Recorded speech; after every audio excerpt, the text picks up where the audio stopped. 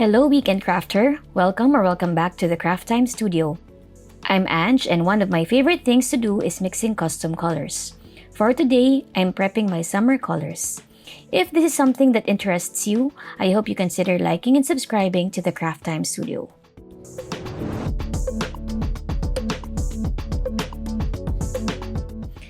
For my breezy summer colors, I am mixing Palace Blue, Blissful Blue, and Blooming Dahlia.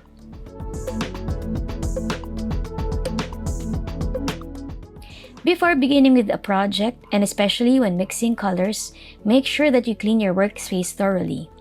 I use a glass mat, so I just spray it with some alcohol and wipe it down with a dry cloth.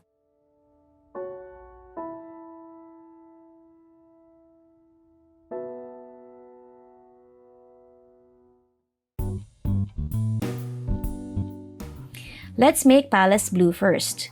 To make this, you will need light blue pearl clay, some ultramarine blue, and granite gray. Cut the colors in the following proportions: 2 parts light blue pearl,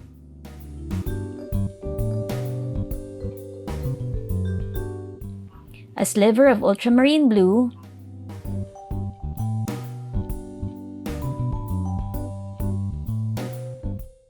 and 2 parts granite gray.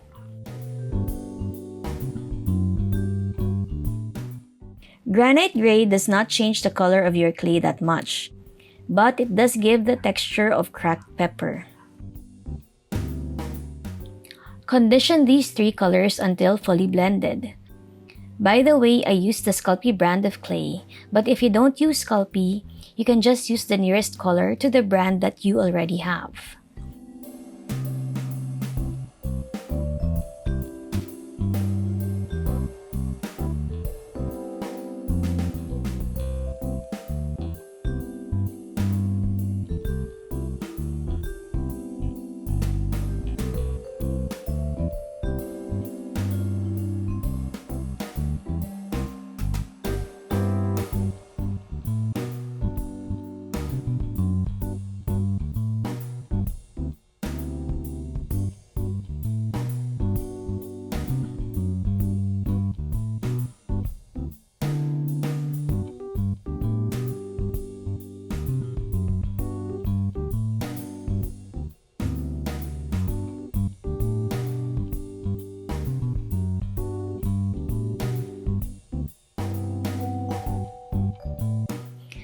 For Blissful Blue, which is a blue with use of gray, you will use 2 parts of the first color that we mixed. Then, add 2 parts white and a sliver of slate. First, mix the white and Palace Blue clay.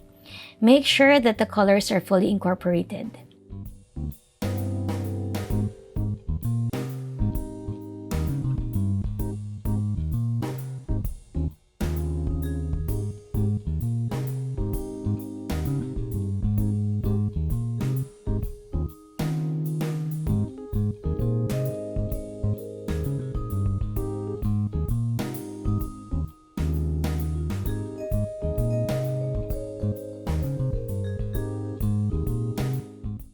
Then add the slate sparingly. Dark colors are very saturated, so be careful in adding them.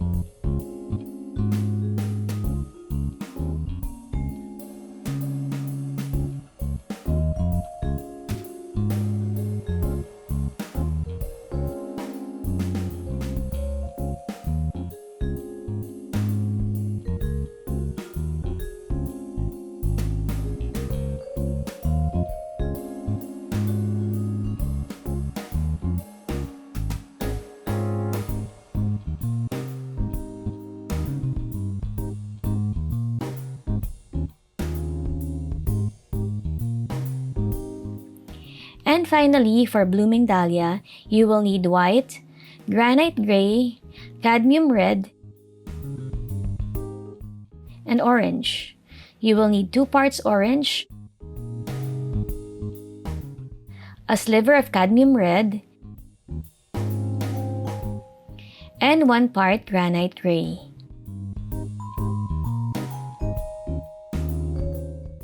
Mix all these colors together.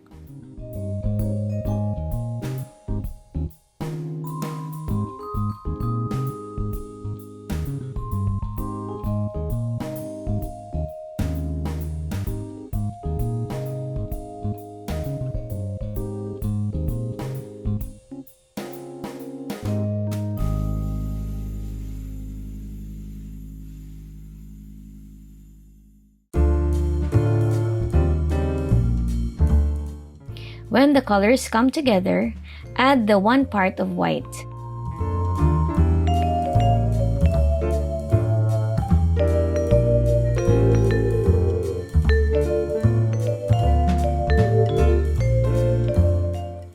After mixing everything, I saw that the clay was still looking too orange, so I added another sliver of red.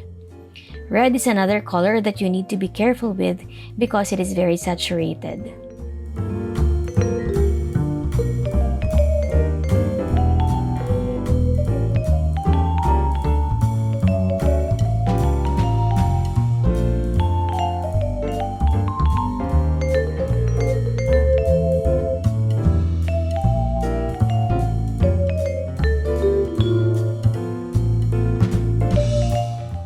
Finally, add another part of gray granite.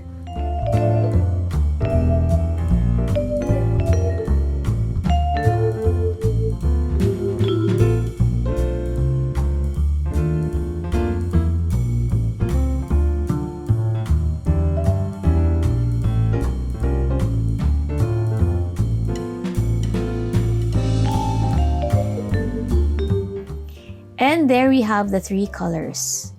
At this point, I also want to show you a simple summer slab that I made using these 3 colors. I rolled out the Palace Blue into the number 6 setting. This will become the main slab. I got some medium grit sandpaper to roll out some texture on my slab.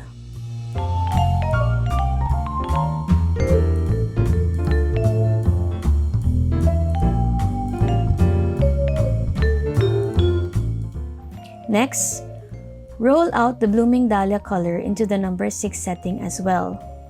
Get a clover-shaped cutter and cut the flowers.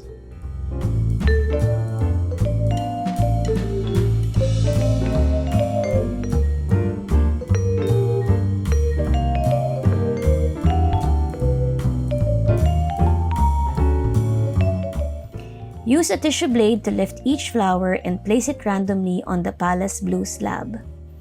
Using a tissue blade helps lift the flower without distorting the shape.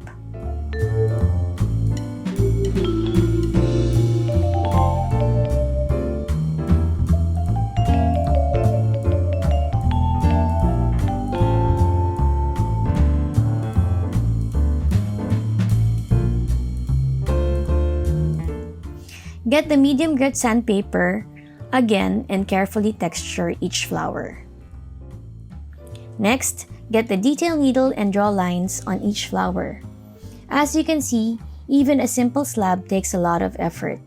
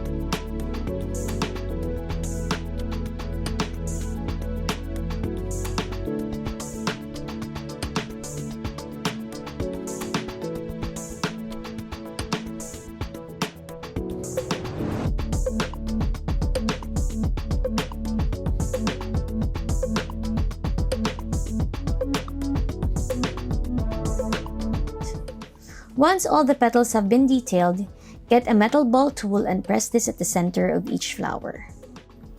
Then, get the Blissful blue clay and roll it out in the number 6 setting.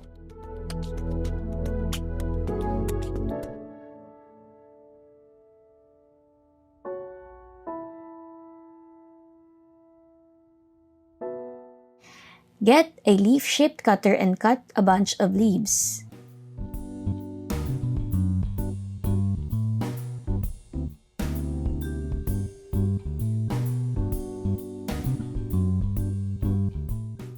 Scatter these leaves across the slab and in between the flowers.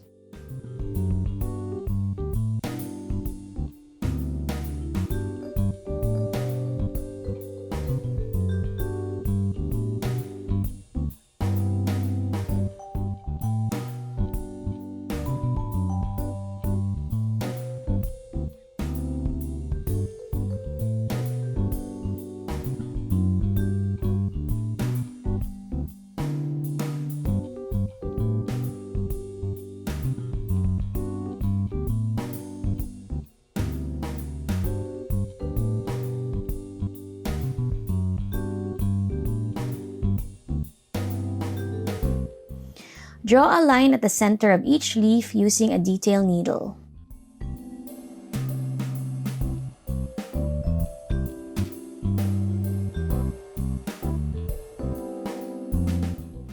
Then, get a cutter to make slant lines along the main vein of each leaf.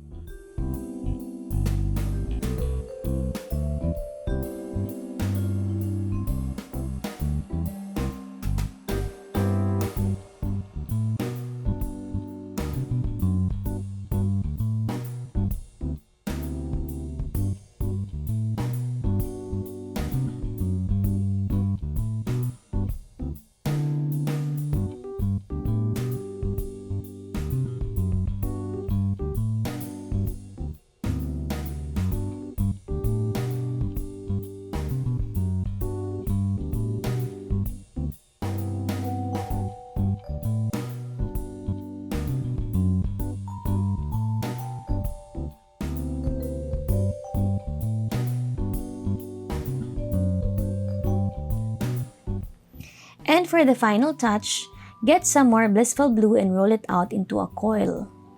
Cut the coil and roll each piece into a small ball that goes to the center of each flower.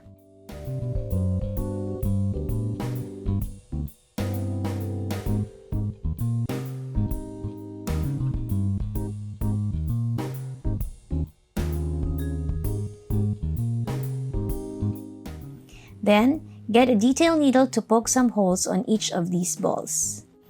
This design is very simple, and you can continue to add layers of leaves and flowers to it by making shades of the colors that I made.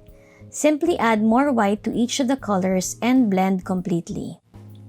Then use some different flower and leaf cutters. I really love how these 3 colors look together, and I'm excited to play with these on my next slabs. I hope you got some inspiration from my sharing. If you like this video, please consider leaving a comment below. Thanks for watching and have a crafty weekend. Bye!